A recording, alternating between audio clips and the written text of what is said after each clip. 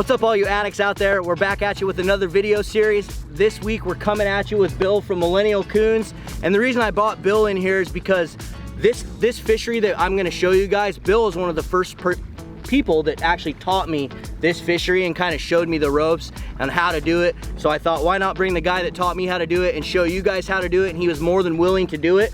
So this series is gonna be all about bank fishing. So this is gonna be bank fishing for fall Chinook. We're gonna focus on wobblers and we'll talk about some other stuff, but the first video that we're gonna roll out in this 4-video series is gonna be tuning wobblers.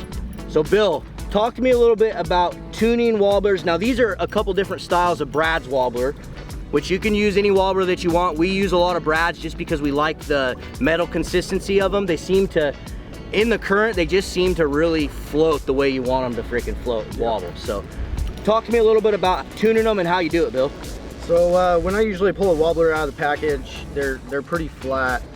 This one's obviously been bent because you're running some light current, I'm guessing. Lighter current, I'll bend it a little bit. I'll just bend this flat part. You don't want to bend the wings at all. It's already meant to be the way it is. So you can just bend that flat part right there, and that'll usually do it in a lighter current, and that'll kick it a lot more.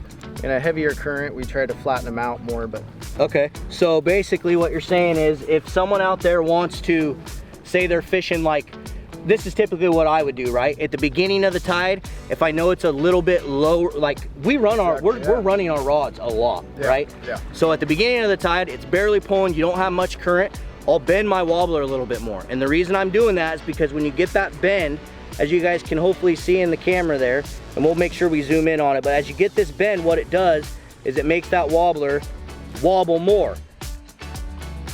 As you flatten it, like Bill said, it's gonna make it wobble less. It'll be a tighter wobble. Exactly. It'll be a lot tighter wobble. Some days they want that tighter wobble. Other days, you know, you see guys on the bank, what's that guy doing different? You look at his wobblers, they're all bent up. Go and change it up and it'll make a difference sometimes. Exactly, and a lot of it has to do with current speed. So what I suggest doing is playing with it. It's gonna change day to day, it's gonna change based on what the tides are doing, it's gonna change based on where you're fishing.